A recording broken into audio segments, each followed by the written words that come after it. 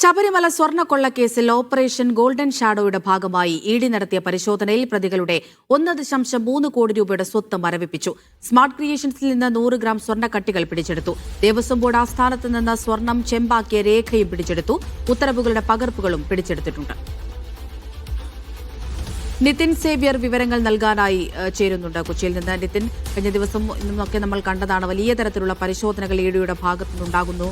ഇപ്പോൾ കൂടുതൽ നടപടികളിലേക്ക് കടക്കുകയാണോ, പിടിമുറുക്കുകയാണോ ഇഡി? അങ്ങനെയാണ് കരുതേണ്ടത്. ഓപ്പറേഷൻ ഗോൾഡൻ ഷാഡോയുടെ ഭാഗമായി ഇപ്പോൾ അതിവേഗത്തിൽ തന്നെ എൻഫോഴ്സ്മെന്റ് ഡയറക്ടറേറ്റ് നീങ്ങുന്നുവെന്നാണ് മനസ്സിലാക്കേണ്ടത്.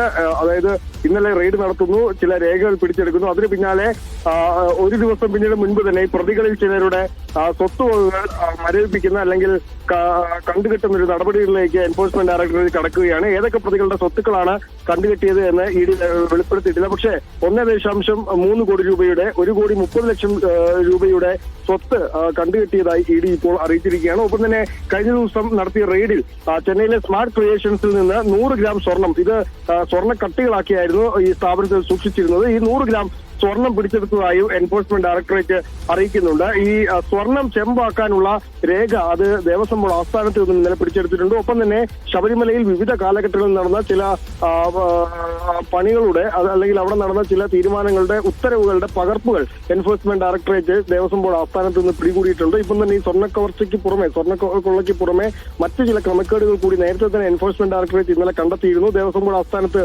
വീണ്ടും പരിശോധന നടത്തേണ്ടി വരുമെന്ന് അറിയിച്ചിരുന്നു. അതിന് പിന്നാലെയാണ് ഇപ്പോൾ പ്രതികൾ ചിലരുടെ സ്വത്ത് കൂടി മരവിപ്പിക്കുന്ന നടപടികളിലേക്ക് എൻഫോഴ്സ്മെന്റ് ഡയറക്ടറേറ്റ് കടക്കുന്നത്.